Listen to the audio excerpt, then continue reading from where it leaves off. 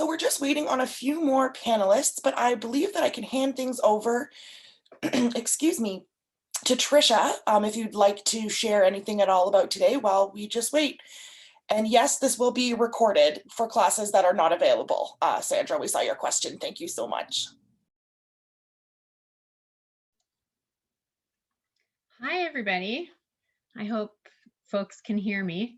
My name's Trish. I'm going to be one of the presenters today. And maybe just while we wait, I have a question for anyone that's on the line, and you can add your answer to the chat.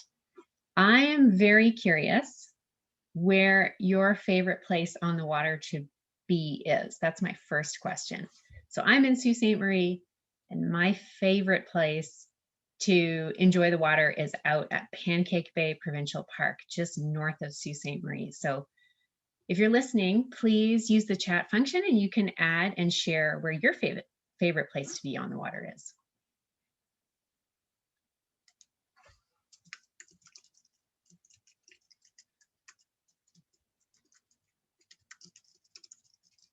And I'm going to type that question in the chat in case you can't hear me.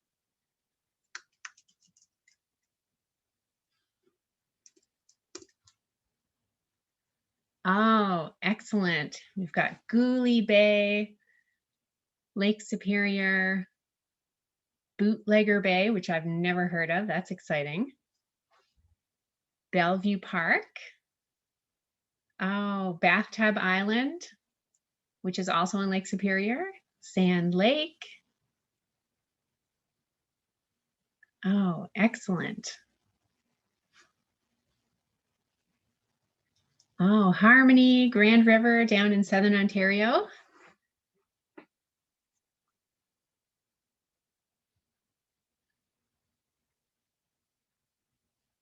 Oh, and someone else's favorite is paddleboarding on Lake Superior, another exciting activity. And I think today we might have some early risers joining us from the West Coast in Vancouver, where it's 9 o'clock here in Ontario in most parts. And those of us joining from Vancouver are up. I think the time is probably 6. So the sun hasn't even poked up yet.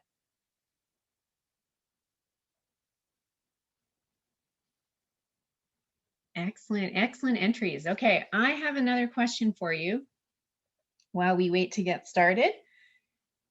My friends and I who are going to be speaking, Mike and Tom, who are on the line, we work for the the MNR. I was going to tell you what the answer. And it's an arm of the provincial government. And I'm wondering if any of you know what that acronym or those letters stand for. MNR. For. Oh, Kathy Hicks was quick on the draw. Does anybody know what the F stands for in MNRF? Federal was one of our guesses. Not quite. Forestry. Yes. Yes. Excellent. Prize goes to Kathy Hicks on our panel. That was an easy question. Okay, here is another question to get your brains warmed up on World Water Day. How about in the chat, if anybody knows what an otolith is? And I'm even going to spell it for you. What an otolith is the first question, and then why we at Ministry of Natural Resources and Forestry might be interested in them. So I'll type it in the chat so you know what it's spelled like. And that is a gold star to whoever gets the answer to this question. Trish, just make sure that when you're typing, you're not direct messaging me, that you're sending it to everyone just so that they can participate as well. And again, for anyone that is in the attendees list, if you are meant to be a panelist and you have not been promoted, please directly message myself or Trisha. Thank you. Thank you. I did not catch that.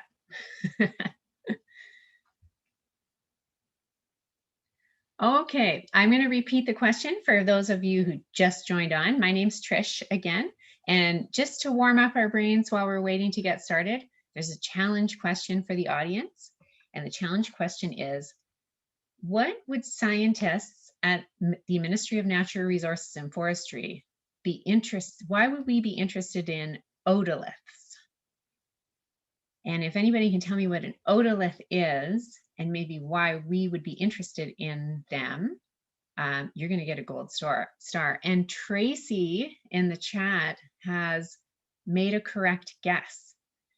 An otolith is a bone, a bony structure, and a lot of different species have them, in particular fish. And we at MNRF use them a lot to study and explore fish. And what do you think we use? Why do you think we are interested in those bony structures? They're really quite small within just behind the brain of the fish. What do you think we do with them?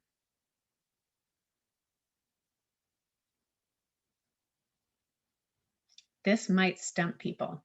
And if you can't, oh no, not a stumper at all. Fish aging, that's right.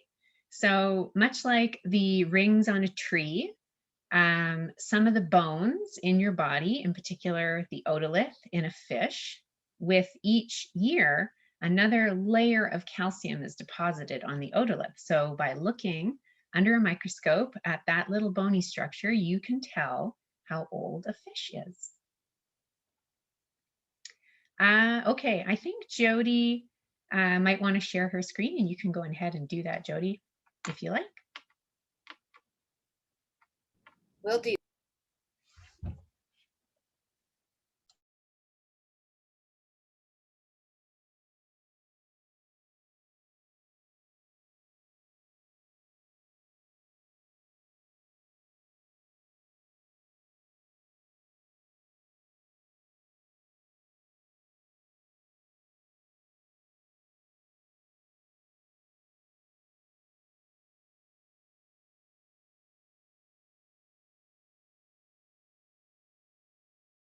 You are still muted, Jody, just in case you weren't aware.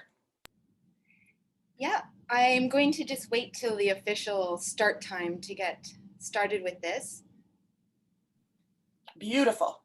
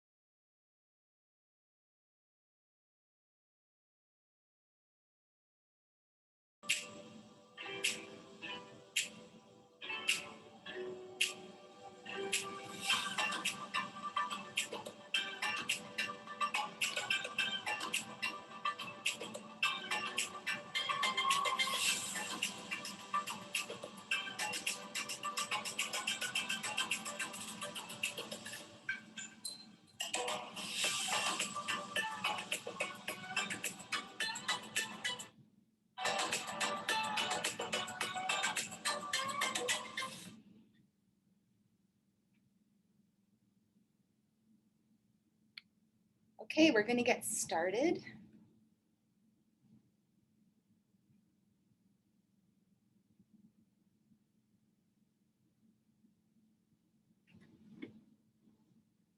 Hello, everyone. Welcome to World Water Day 2021. We're celebrating in conjunction with many people across the world for the United Nations World Water Day. I'm so glad and honored that you can join us in this educational presentation where we learn and honor about our water.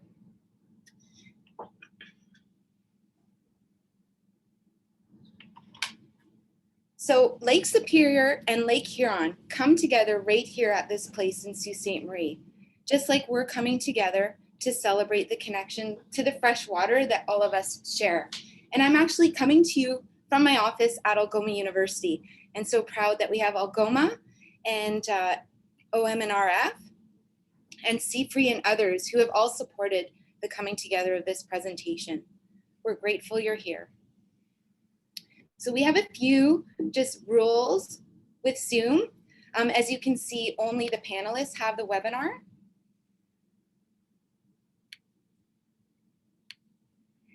So you won't be able to have access to your mic or video. Please use your chat button, as I see some of you have already commenting. Moderators will follow up. If you have questions during the presentation, feel free to share. We will be recording the webinar, so the link will be shared with everyone to view later on.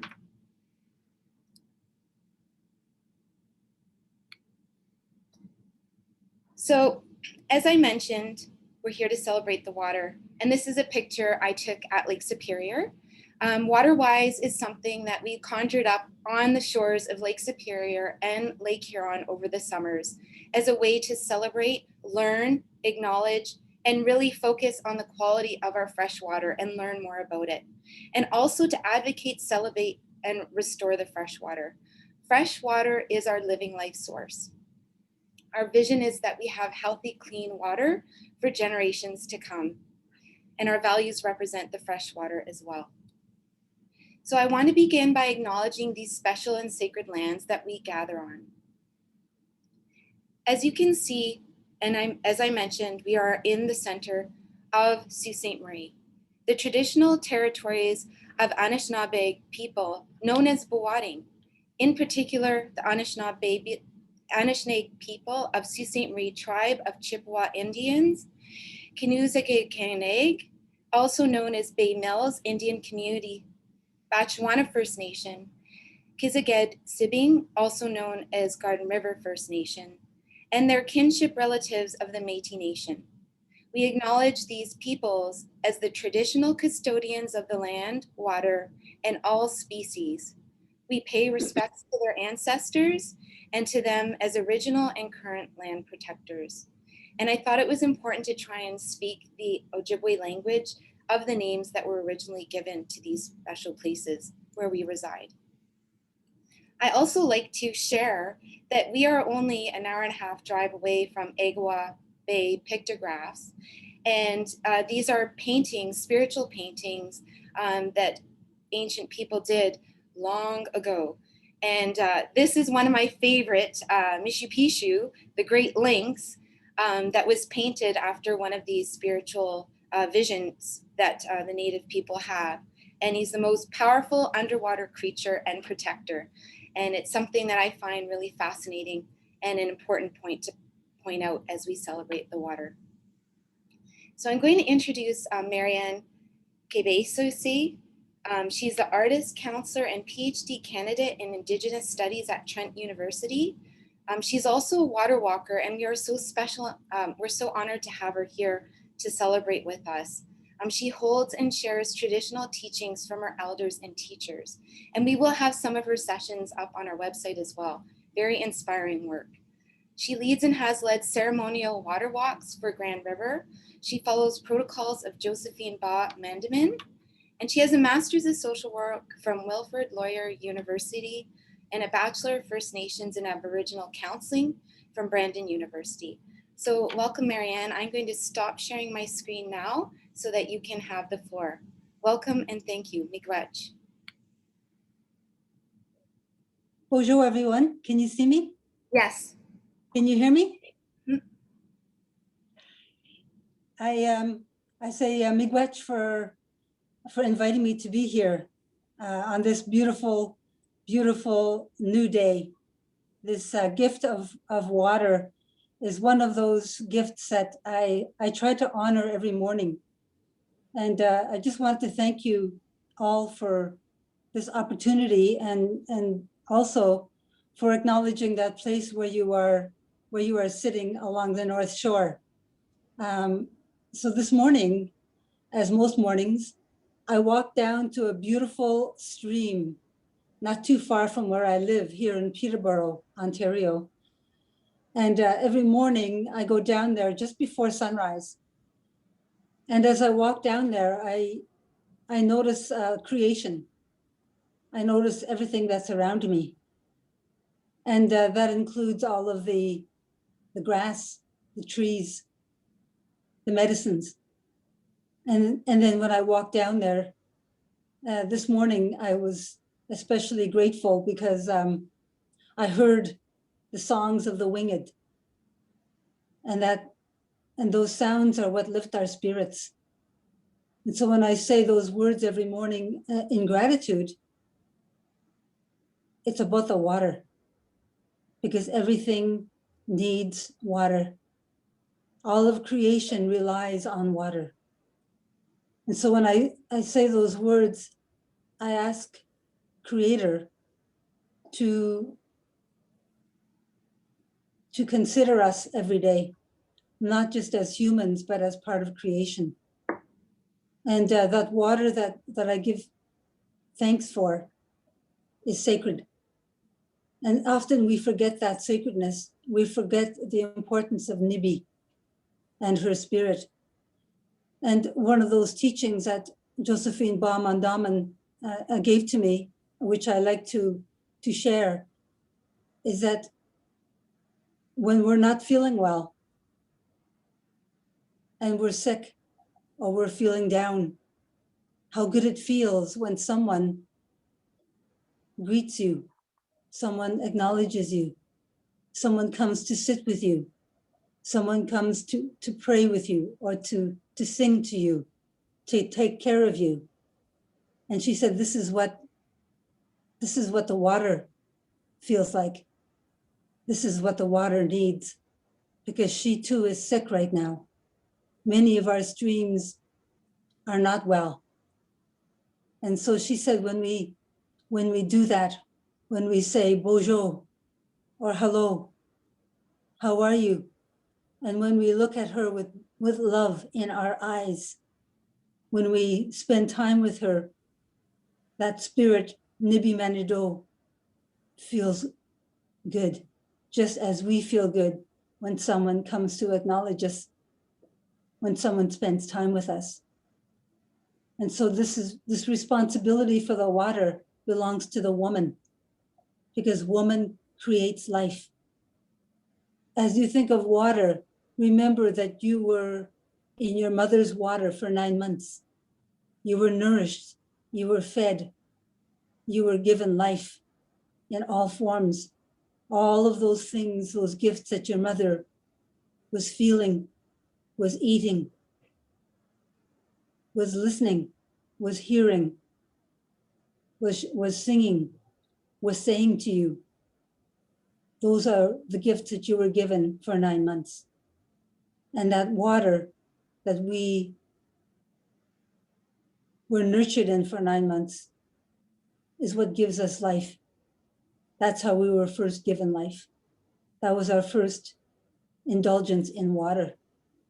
And so it's good to remember that. And then at this time of the year, yesterday was the solstice or the equinox, when everything was blessed. Our people put out their medicine bundles and got that beautiful blessing from Creator. And there's also that songs that we sing for the water. And there's one song that a woman from Thunder Bay was gifted. And I wouldn't say that she was gifted, she gifted us with this song. And her grandson, who would always go down to the water's edge and honor and respect and love the water. That's what they would say in English. They would say, water, we love you, we honor you, we respect you.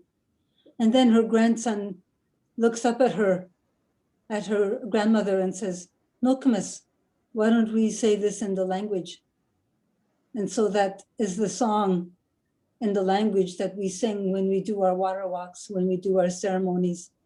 And I sing that song to that beautiful little stream. It might be a little stream, but she's big with life. She's big with spirit. And so I say those words, I sing those words, and they're beautiful. And I thought I would end that, my words with that song when I get there.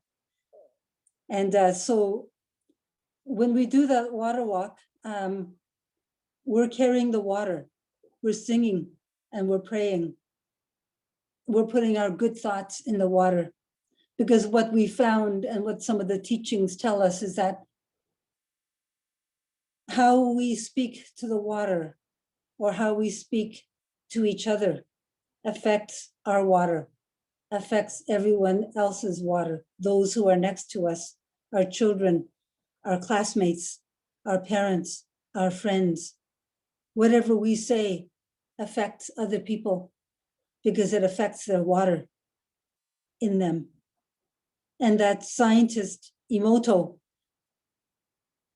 researched that very concept when he did the experiments with the water, about how he put the negative words against the little glasses of water and how those words turned murky and how the molecular structure within that water changed and became distorted. Yet when the beautiful words were presented to that water in the glass, it stayed perfectly clear. The water's molecular structure was like crystals, like beautiful snowflakes. And so we have an impact. Our words, our thoughts, our actions have an impact on the spirit of Nibi, on the spirit of the water.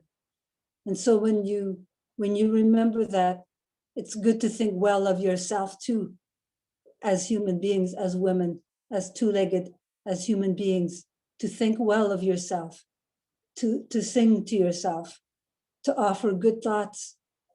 And that teaching is profound. We notice that when we carry that copper pail, like we carry those copper pails through our water walks, and we have an eagle staff that holds these eagle feathers. And we found when you walk through those troublesome territories, the ones with the toxins in the air or in the waters, the pail and the eagle staff became heavy. And when we thought about that, we started to think, what about those other small beings in creation that are impacted by what we have done, by what man has done to the earth? And so when we think about the waters, it's not just us. It's not about us.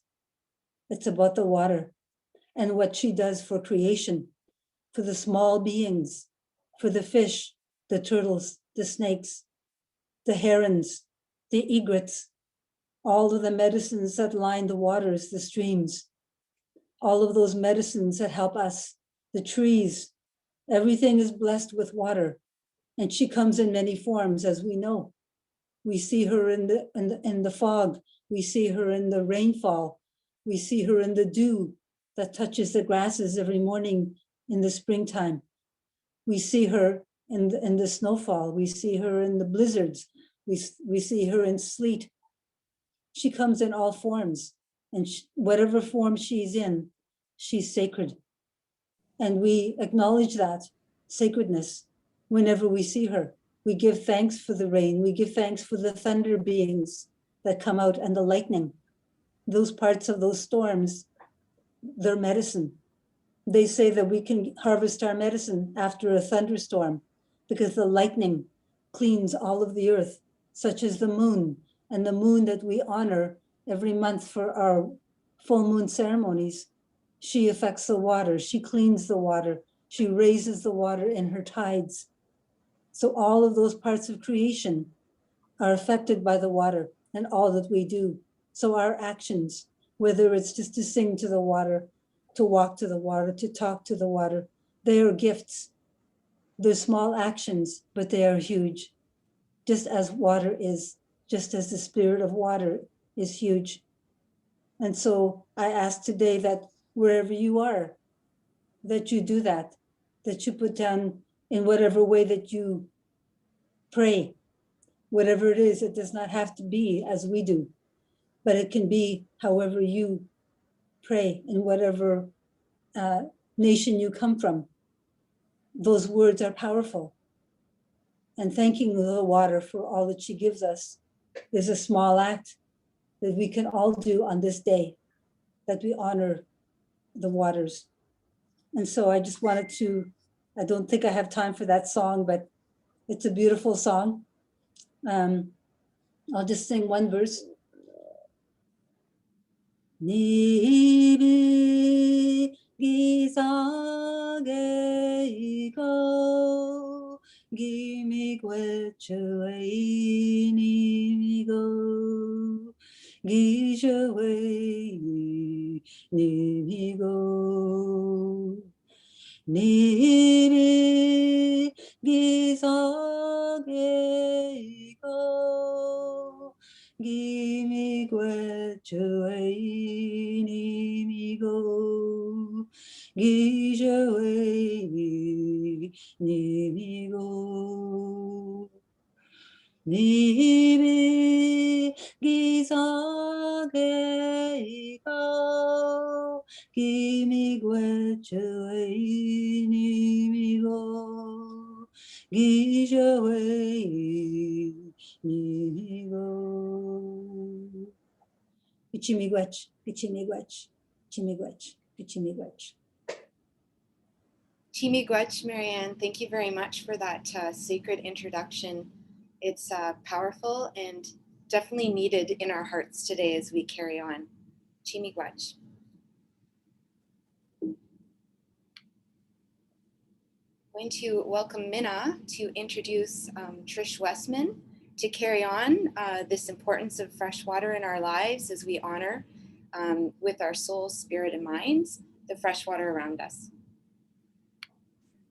Thank you, Jody and Marianne, for this beautiful opening to our shared World Water Day event. Miigwech, Marianne. That song was beautiful. Thank you for sharing. I'm honored and grateful to be here celebrating with each of you today. I'm joining from Squamish, BC, on the unceded and territorial lands of the Squamish people. I have the pleasure and honor of introducing a wonderful advocate for our waterways. As classmates and friends, we trained and raced on our high school cross-country team in the Sioux. Students, you never know when an amazing opportunity to reconnect and be part of something amazing will come up like this. In the same way that we often ran solo on the trails, we were always part of a team. In looking after our waterways, each action counts. Multiplied by many, we create collective impact. We all make a difference. With great respect, we are lucky enough to have Trish and her team here today. Trish Westman is the director of the Ontario Ministry of Natural Resources Science and Research Branch. Trish and her team lead research and monitoring programs across the province to explore how Ontario's natural resources like water, wildlife, and forests can be used sustainably and how to keep them healthy and flourishing. Originally from Sault Ste. Marie, the siren call of the big lakes lured Trish back to Algoma, where she continues to seek adventure outdoors whenever she can. Trish has a Bachelor of Engineering from the University of Guelph and a Master of Applied Science in Engineering from Carleton University. Trish's favorite beach in the world, Pancake Bay Provincial Park. Thank you and welcome to you and your team, Trish. Thanks, Minna. I appreciate the introduction. I'm going to try and share my screen here, so give me a sec.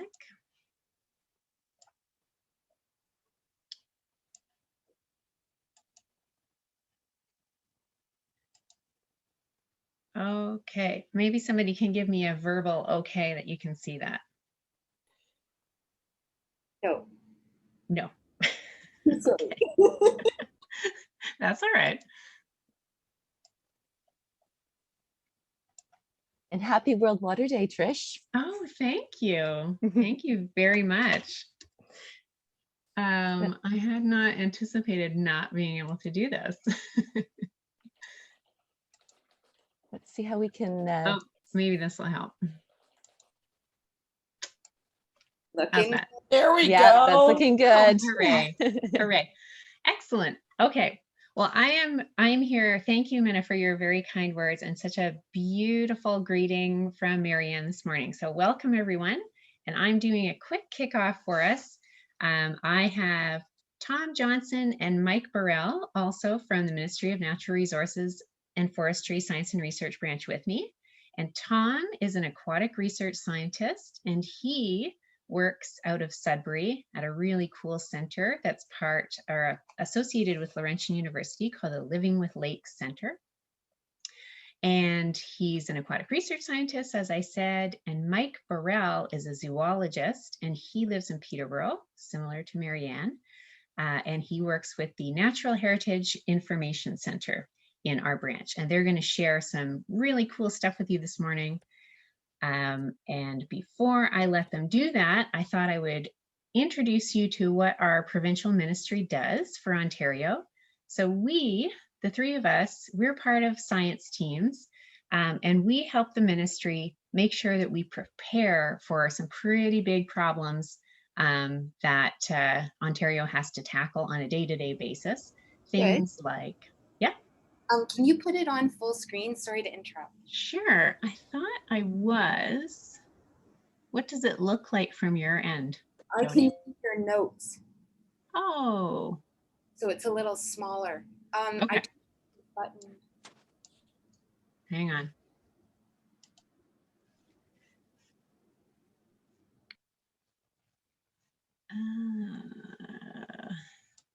I do apologize. I think I shared the wrong screen. In this techno world, we're used to it, I think, by now. It always happens.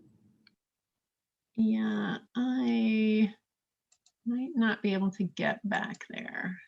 It may have just been your presentation view settings.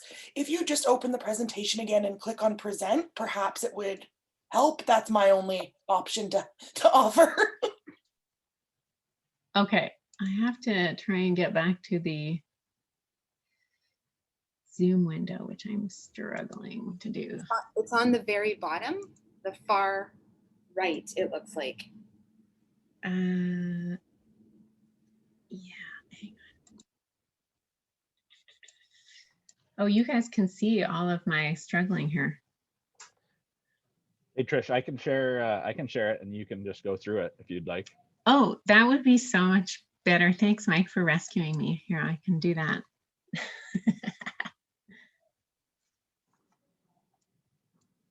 Okay, while Mike is pulling it up, there we go. You can flip right to slide 2. Thanks, Mike. All right, give me a second. There we go. Okay, so at MNRF, that's our little acronym, which we went through in the intro. We use science to solve tons of problems in Ontario. Things like flooding, we prepare for flooding, we fight forest fires, we look out for pests and things like invasive species across the landscape and diseases that could not only threaten our ecosystem, but also be a threat to humans as well.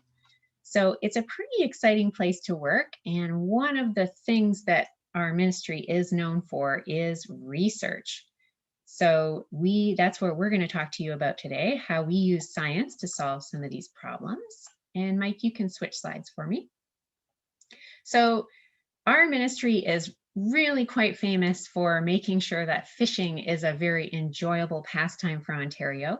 And so Tom's going to talk to you a little bit about some of how research supports those excellent Saturday morning fishing extravaganzas that maybe some of you on our call today have enjoyed. And you can switch slides, Mike. But some of our other science pursuits in M&R are pretty exciting as well. So it's not just fish. The F is not just it's for forestry, it's not for fish, but I wanted to share that when it comes to looking after Ontario and when it comes to looking after our water resources, it also means looking after the land as well, and being all over the province to use science to prepare for the future. So here's an example of something that isn't quite fish related, but we have a really interesting science project where we're working with the Canadian Space Agency to design and launch a satellite which will be dedicated to looking across the landscape for things like forest fires across Canada and in Ontario. So the science will take us far and wide in the ministry, and it is really dedicated to making sure that we take care of our landscape and it's around for today and into the future. Okay, you can switch slides, Mike. So the two chaps that I have with me today, they are really dedicated to not only working at a desk like I am sitting here, but getting out onto the landscape and doing some pretty fun things outside. And I wanted to share that that's really what brought me into staying curious in the environmental science field. Okay, you can switch slides, Mike. You might have to hit the space bar a few times because this one's animated. You can just hit.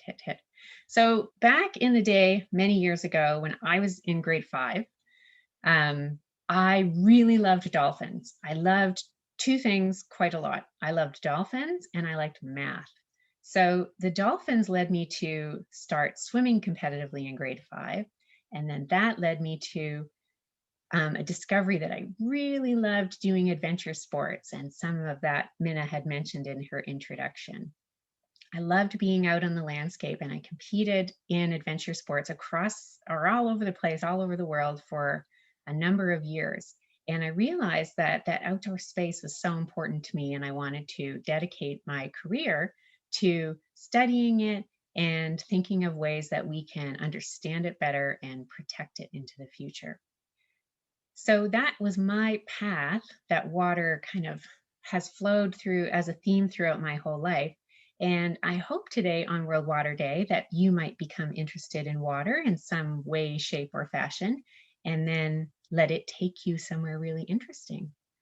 So without further ado, this is, I think, the last slide in my introduction. I'm going to pass it over to Tom. And before I do so, I just wanted to acknowledge that Tom is one of our renowned research scientists, and his science focuses, he's going to share some of his science which focuses on mercury, but Tom and other researchers from the ministry are doing science that will help protect our water here in Ontario, but also leading to the advancement of our knowledge in water science across Canada and the world. So please join Tom as he shares with you a little bit about mercury.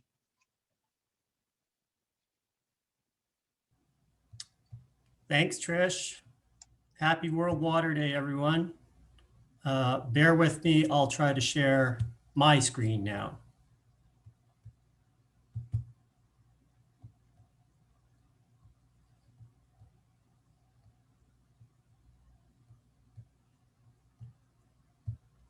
I can't seem to get it to go.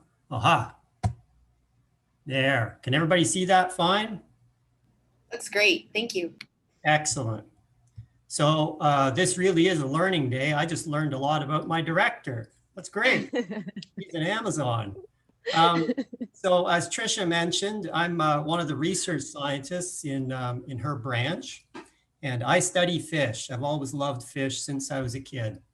So when we think of water, we often think of fish, and people who like to fish, some of them pretty fanatical, there are lots of them here in Ontario. Fish are definitely fun to catch. And if you're like me, you also find that they're very delicious as well. We like to eat them. They're also incredibly nutritious. They're loaded with protein. They have high mineral content, essential minerals. And they also have this very special fat called polyunsaturated fats that are very healthy, very good for you. But nothing comes without a cost. And it just so happens that fish can also contain contaminants. Now, it's not all is lost. They do contain contaminants, but as long as you're careful about which ones you eat, they're still very good for you and you should be eating fish. So there are quite a few different contaminants that fish can pick up, but I'm going to speak about mercury. Now that's because here in Ontario, usually if there is an advisory about eating fish, it usually has to do with mercury. So it's the most common contaminant of concern here in Ontario. So over the next few minutes, I'm going to explain to you what mercury is, where it comes from, and how does it get into the fish. Now, a lot of us, when we think of mercury, you may think of a thermometer because that's one of the more common uses of mercury, at least in the past, maybe not anymore. But mercury is, it's a silvery liquid, pure mercury. That's what it looks like. But it's important to remember that mercury is not a man-made chemical. It is a natural element. So what are elements? Well, there's about 100 to 120 elements that make up all the matter you see here on Earth. Water is made out of hydrogen and oxygen. Those are elements. There are also elements that make up your body, like carbon, nitrogen, and also oxygen and hydrogen. But mercury is an element that's like the metals, although it is liquid. So think of gold or silver or iron or copper. It's another metal. Now it occurs naturally and it's mostly tied up in rocks and sediments where it can't hurt anybody. But occasionally when rocks melt, like in a volcano, it gets released as gas into the air and it can travel all over the world. And that's a natural biogeochemical cycle that's been happening for millions of years. But people have also figured out ways to use mercury. So we mine it and we refine it and we use it in all sorts of things, not just thermometers, but we've used it in paints and we've used it in electrodes and we've used it in even tooth fillings, used in medicine. So lots of different uses for it. And we also release mercury when we burn coal because those deep sediments where we mine coal, they contain mercury as well. And today, most of the mercury that's released by people is from burning coal. So what does this all mean? There was a natural mercury cycle. We've added to it. And what that means is that nowadays, there's just a lot more mercury that's circulating in the environment than there was historically. So what happens to that mercury when it's up into the atmosphere and it's traveling all around the world? Well, eventually it'll come down in the rain and the snow. And here in Northern Ontario, we get mercury that's falling on the landscape that could be coming from thousands of kilometers away. Once it hits the landscape and it goes into the water, this is where something interesting happens because in the water are these very specific bacteria, these little microbes that can change that mercury into an organic form that we call methyl mercury. Now, methyl mercury has slightly different properties than that mercury that fell out of the sky. It's a bit more soluble in water, so it goes into the water column more easily. It's a little more toxic than the original mercury, and it has this sticky property where it likes to stick to molecules in living things. And that's very important for understanding what happens next, because most of the mercury that we find in fish is this form, methyl mercury. Now, the mercury in the water is at really, really low concentrations that would never harm you. You can drink the water in the lakes. The mercury is at such low concentrations. But the mercury concentrations in the fish that live in the water can be up to 1 million times the concentration in the water. So how is that possible? Well, here come a few big words. 3 processes: bioconcentration, biomagnification, and bioaccumulation. And I'm going to talk about these processes now because this is how that mercury, methyl mercury, gets from the water into the fish we like to eat. So in a typical lake or a stream, there's a lot happening. There are lots of things eating other things. Big things eat small things, and that creates what we call a food chain. Now, at the bottom of the food chain on the left, most of the plants that grow in water are tiny, tiny microbial things. They're really small, single cell stuff you can't see with the naked eye. And that's what supports most of that food chain. They get eaten by slightly bigger things we call invertebrates that are plankton and bugs. And Mike's actually going to show you some really cool invertebrates in just a few minutes. Those get eaten by slightly bigger things, these small fishes like minnows and perch. And eventually they get eaten by these big toothy fish that we like to consume, things like walleye and pike and lake trout. That's a food chain. That's how the energy and material flows from those little tiny plants up to those big fishes. So that first big term I use, bioconcentration, that happens down in those little plants. Those little plants, they will pick up the methyl mercury from the water, and because the methyl mercury sticks to biological tissue, they will concentrate the mercury in them, and then it gets passed up the food chain. So as it's moving up the food chain, what's really cool and a bit dangerous is that the concentration of mercury keeps changing. It keeps rising as it goes up. So each step, those little invertebrates eating the phytoplankton, the little fishes eating the invertebrates, and then the big toothy fishes eating the minnows and perch, the mercury concentration rises in each step. The other process that's happening is bioaccumulation. So even in individual fish, as they get older and they get bigger, they increase in mercury concentration as well. And that's because that sticky methyl mercury that's sticking to their proteins in their bodies, they have a hard time getting rid of it. They accumulate the mercury faster than they can get rid of it, and that's bioaccumulation. So the upshot of this is that different fish have different mercury concentrations because not all fish have the same lifestyle. They don't live in the same lakes. They don't eat the same things. So what's important to determine how much mercury is in fish? Well, the first question you ask is, where does the fish live? Because those bacteria that make the methyl mercury, in some lakes and rivers, they make more than in others. So some lakes are just naturally more susceptible to mercury production. Second question you have to ask is, what does the fish eat? Here I got a picture of two fishes, a lake whitefish on the left and a walleye on the right. Lake whitefish mostly eat bugs and plankton, but walleye, they eat other fish. So the whitefish tends to have low mercury and walleye tends to have higher mercury. You got to ask yourself, how big is the fish? Because this influences bioaccumulation. So if you're fishing for pike, you may find that the small ones in general will have lower mercury than the big ones. And that's true for all species of fish. Okay, so if different fish have different mercury concentrations, how do you decide which fish are safest to eat? Well, I do this research in conjunction with another ministry called Ministry of Environment, Conservation and Parks. And they have created a website. If you Google Eating Ontario Fish, you'll get a website that shows you all the places in Ontario where the Ministry of Environment has measured contaminants in fish. And using this app, you can zoom in on any particular lake or river you want and find out if there is information on which fish to eat.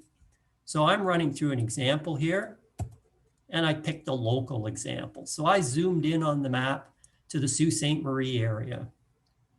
And specifically, I picked a lake, that little yellow dot with the black fish in it, just a bit east of town. I picked Echo Lake. So what happens on the website when you click on Echo Lake and see what the information available is? Well, you get some tables that look like this. What they present are tables that recommend the maximum amount of meals you should eat for a given fish of given size in a given lake. So let's quickly step through this. Now, first thing you got to decide when you're using this app is where you caught the fish, and we already decided that. We said we're going to look at Echo Lake. So it turns out that mercury has been analyzed in several species in Echo Lake, and we are picking walleye because everybody likes to eat walleye. Everybody likes to catch walleye. There's a separate table for each species. The next question you ask is what size of fish? So for this example, I picked fish that were about 40 to 45 centimeters in size. How big the fish is, of course, influences bioaccumulation.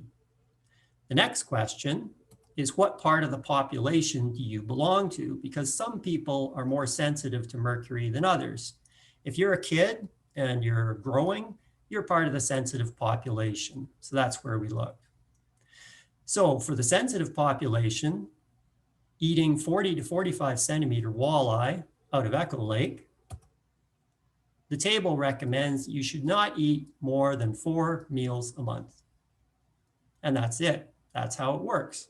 So you'll notice on the table that the numbers go from big on the left to smaller on the right. And that just reflects the bioaccumulation pattern. If you're eating small fish, you can eat more per month. And if you're eating really big fish, you shouldn't eat too many because they're higher in mercury.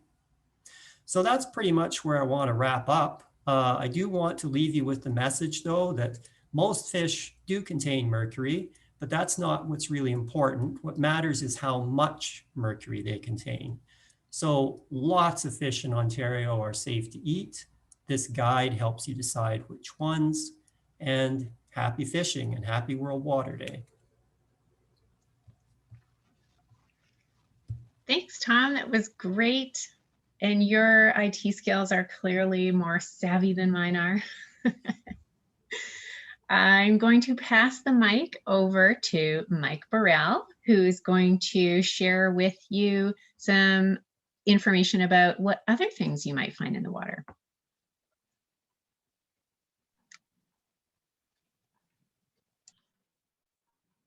All right. Thanks, Trish, and happy World Water Day, everybody. Can I get a thumbs up that you can see my screen or something like that? That's great, Mike. Okay, perfect. Yeah, thanks for having me. Very excited to be here. And I'm going to tell you a little bit about some of the plants and animals that you can find in our amazing water systems in Ontario. And what I do with the Ministry of Natural Resources and Forestry is I get to help keep track of where our rare species are in Ontario. So endangered species and threatened species, but it's also other species that are just really rare in the province. And we want to keep track of where they are and how many there are. So water is home to lots of amazing plants and animals. And if I ask any of you who are listening today to name a few of these creatures, I bet a lot of you would say some sort of fish. And fish are really important and they're really awesome. And Tom talked about how fun they are and how good they are to eat, how good they Mike, I'm very sorry to interrupt you, but your audio is cutting in and out quite often. I'm just not sure if it's a speaker or headphone connection. Just wanted to let you know. Okay. Well, let me try turning the headphones off.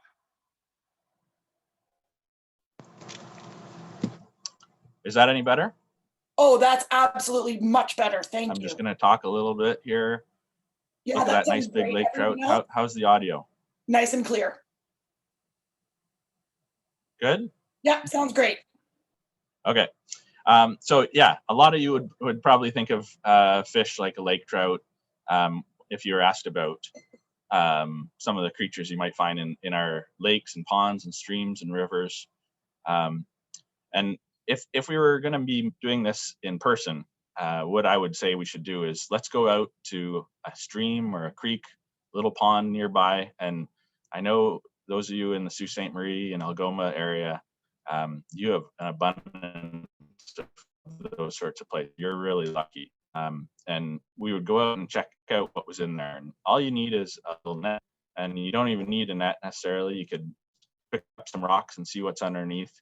I really like a big white bucket so you can pour some water in there and see the creatures in there. And it's pretty amazing when you start looking in our water to see how much life there is. And to give you a little virtual try of that, I have a little short video that I'm going to show of some of the creatures that we might encounter. So I'm just going to flip over to the video.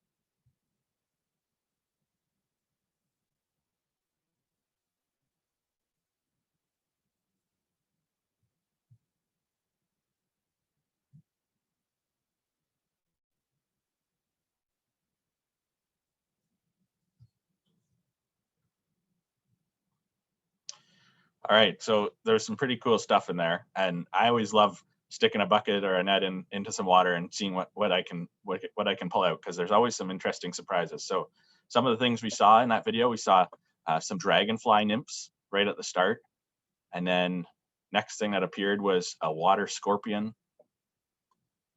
and there was a predaceous diving beetle, and a little tiny fish that some of you might have recognized as a stickleback.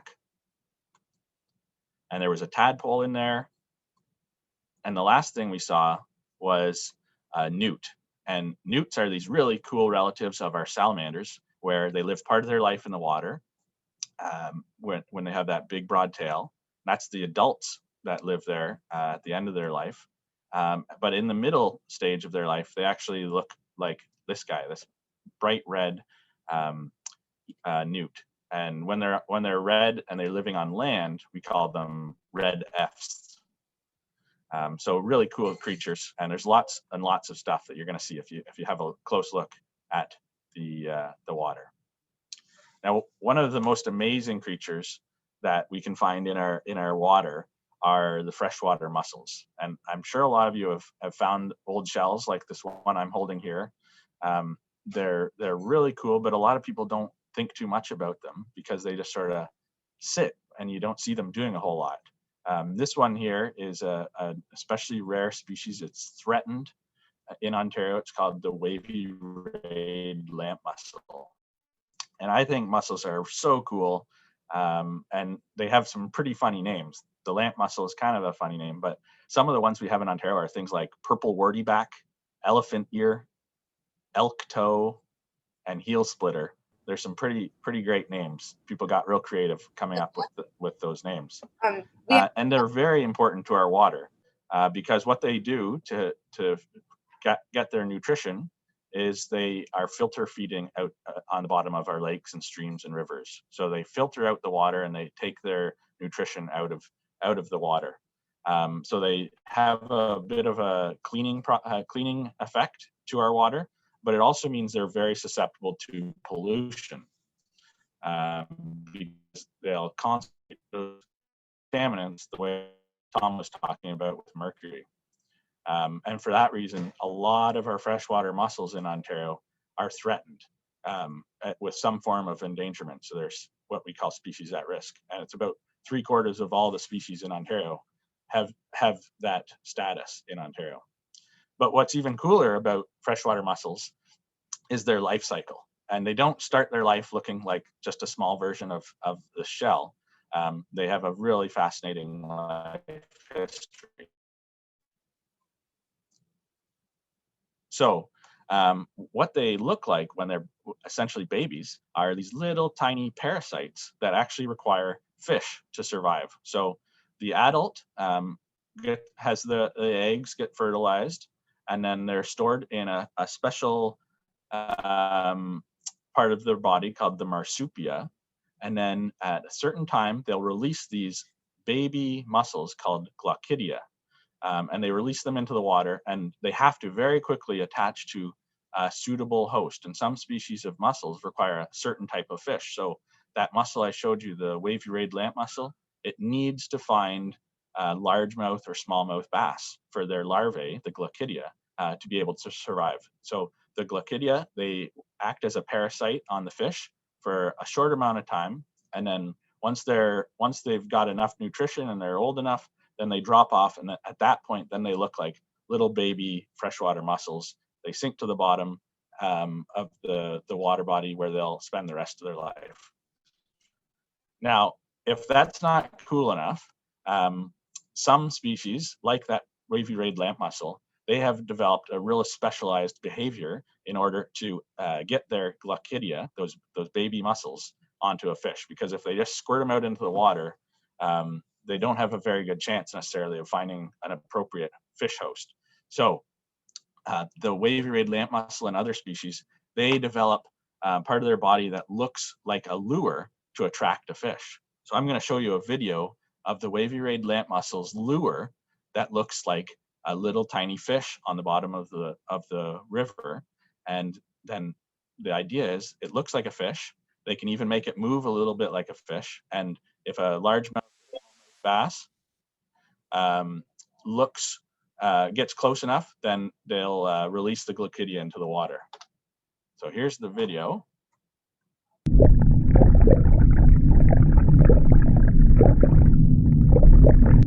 And look at it, makes it move even like a fish.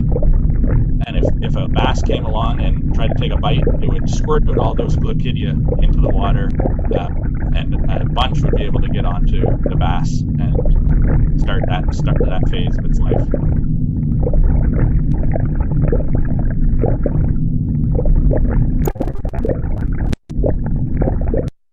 So pretty amazing creatures. Another one of my favorites that lives in the water are the dragonflies. And we all know dragonflies because they're flying around us in the summertime catching mosquitoes and other insects, but they spend most of their life in the water. And this is what a typical dragonfly nymph looks like when it's in the water. And again, they've got an amazing life cycle. They have this really cool set of mouth parts that sort of looks like one of those grabber hooks, and they can shoot it out like a big arm out of their mouth to grab prey in the water. And so they're feeding on things like back swimmers, even tadpoles or larval salamanders. And once they've spent enough time and grown enough in the water, then the nymph dragonfly will crawl out of the water. And in this one, you can see it's starting to split its skin. You can see some yellow around its shoulders. So they split their larval skin and they start crawling out of the nymph skin. Eventually they get all the way out, and you can see their wings and their abdomen or tail is kind of squished up. They take a bit of time to pump those full of their body fluid and harden, and then eventually they look like the adult dragonflies we're so familiar with. And if you're walking around a dock or the side of a lake or river in the summertime, you might come across the shed skins of those dragonfly nymphs. We call these exuviae. And we actually use these as a really important tool to keep track of where different dragonfly species are, because each one is unique to the species that it came from. So it's easier to find these than it is to catch the adults. Adults are amazing on their own, some beautiful colors. This is an eastern pond hawk, and they're out. Most dragonflies are out in flying around for about a month or so. They're trying to find a female or a mate in order to mate and then hopefully lay eggs. Most species lay their eggs just straight in the water, but some species of dragonflies, like this shadow darner, they actually lay their eggs in plants right along the water. So there's lots of different species of animals and plants that only spend part of their time in the water. I think we're running low on time, so I think we're going to skip this activity for now. But if you want to think of some species that spend only part of their time of their life in the water, maybe you can put them in the chat and share what you can think of. But I want to keep going to the second part of the presentation before we run out of time. So I had this nice timer, but I'm going to keep going here.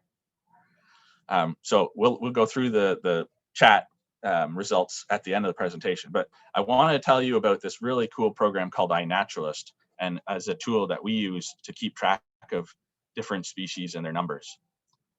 So as I told you at the start when I started talking, what I do is I help keep track of where our different rare species are. And for a long time, the way we got our information was from professional biologists that were out doing surveys, or from researchers at universities that were collecting insects and other specimens and publishing their results in academic journals. But if you look at where all of our information comes from now, I just want you to focus in on that big green slice of this pie. And most of our records now, almost half of our records, are coming from the community of naturalists and the public that are out there looking for different species of plants and animals. So it's become really important, especially in the last 5 or 10 years, to get information from everyday people like you and me. And one of the big sources of that information is a place called iNaturalist. And iNaturalist is this really cool, fun website where you can download an app and you can take pictures of the things you observe. You don't even need to know what they are, and then you can submit them. So I'm going to actually do a really, really fast demonstration. I think we got a couple minutes still. I'm going to show you how to submit an observation to iNaturalist, and then we'll wrap it up. So I've got to get out of my slideshow. Oh, got to reshare my slide, I guess.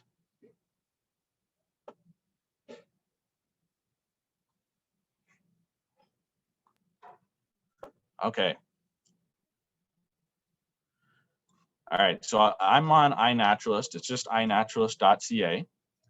And I'm going to show you how to submit a record using a website, but there's also an app, and it's even easier on an app, on a phone or a tablet. So I'm just going to click the upload button. I'm logged in. You have to create an account first.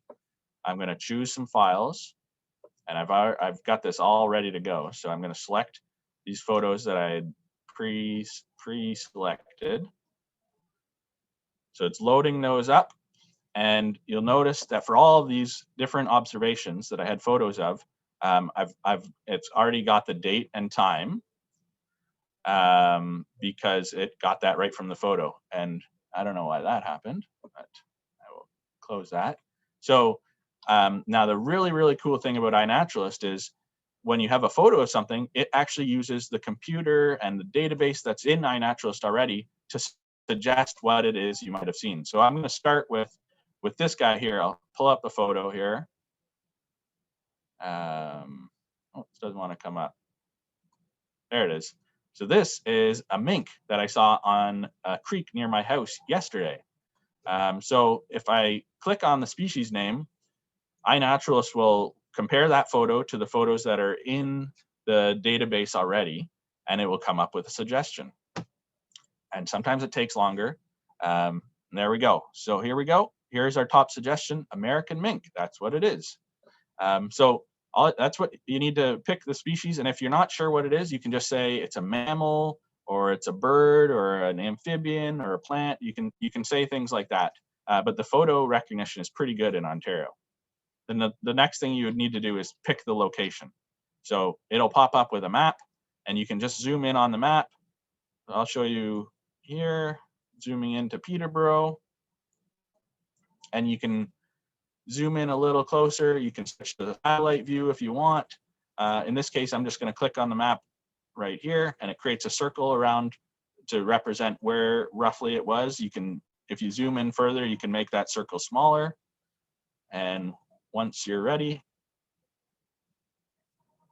click Update Observations, and there we go. It's got it in, and then I would just hit Submit. But I'm not going to do it quite yet because maybe I'll delete these other ones. We'll just do the mink for now to save some time. All right, I'm going to submit this one.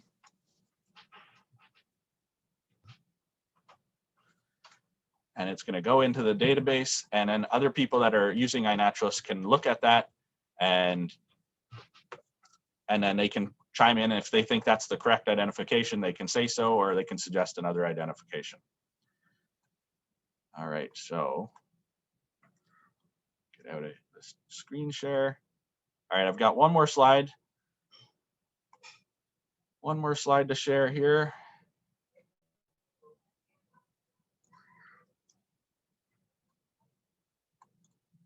Bear with me for a second here.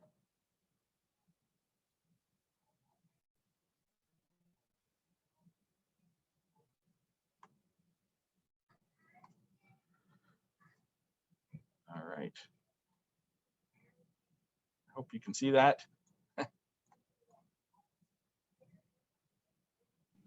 All right, so in iNaturalist, there's things called projects, and we have a project about rare species of Ontario that we use to collect information out. There's other projects like invasive species of Ontario and Ontario parks. There's all sorts of projects that people use to gather up the information and help us use them to keep track of what's happening with our plants and animals in Ontario, but across the world. So we do have a class challenge, and I think we'll be able to send out more information to everybody that's registered. But if you want to participate in the iNaturalist challenge, teachers, we'd like you to set up a class account for iNaturalist, and then you can conduct the quality control, make sure that the photos are okay and the identifications make sense and the location is logged properly. And if you want to participate in the challenge, get in touch with us, and we'll see which class can come with the most species, the most observations, and we'll have some prizes later in the spring.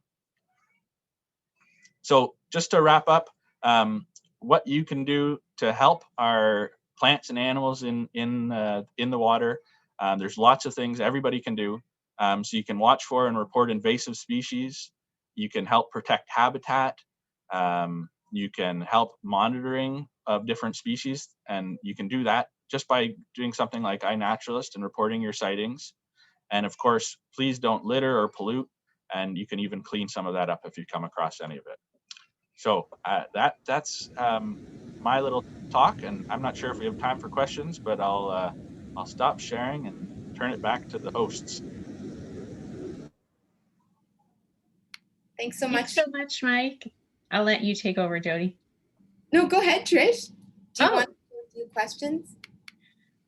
No, I was just going to say thanks everyone for listening and appreciate your patience with our ping-ponging of the screen sharing.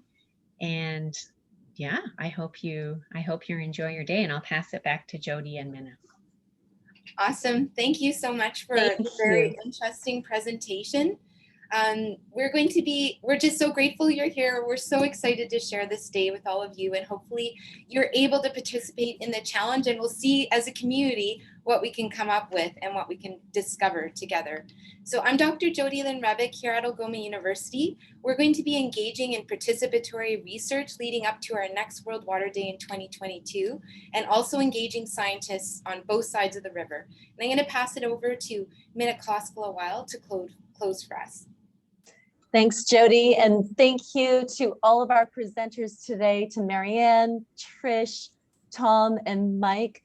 Please give them a big round of applause wherever you are, in your classroom or at home. They've put a lot of work into this, and I've certainly learned a lot today. To Algoma University for hosting our event today, to each student, family, and community member who showed up to learn alongside of us, thank you. And to the volunteers behind the scenes, you've made this special student event possible. We hope that you're feeling as inspired and passionate as we are to explore further and to take action for these incredible waterways around us. We have more to come this World Water Day 2021. Our celebration of freshwater stories is being showcased on our website. Please check it out at www.freshwaterwise.com. We're grateful for the stories told through words, artwork, pictures, and videos. Thank you so much for sharing. This is the first of our storytelling displays. Be sure to register online with your email. So that's flow@freshwaterwise.com to receive information and upcoming events through Waterwise, including information about the iNaturalist challenge that Mike spoke about. I'll be looking out for the mink at my dock this summer, and that's at my very favorite place in the world at Lake Huron. This evening, we have a presentation and panel discussion, Invading Our Border, Aquatic Invasive Species in the St. Mary's River. So please register for that webinar as well at the website that we've talked about. And we have a few future events that can be found online.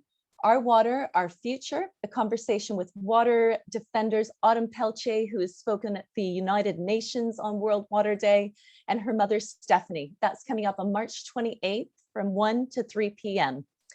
Our opening speaker, Marianne, will be part of a sacred storytelling session. That's on April 21st, beginning at 7 p.m. Once again, that information can be found on our website. So many ways to connect, engage, inspire, and innovate. That wraps it up for us here at the World Water Day student presentation. We can't wait to celebrate with you again next year. Thank you so much for being part of our inaugural event here in Sault Ste. Marie, and happy World Water Day from us all. Thank you.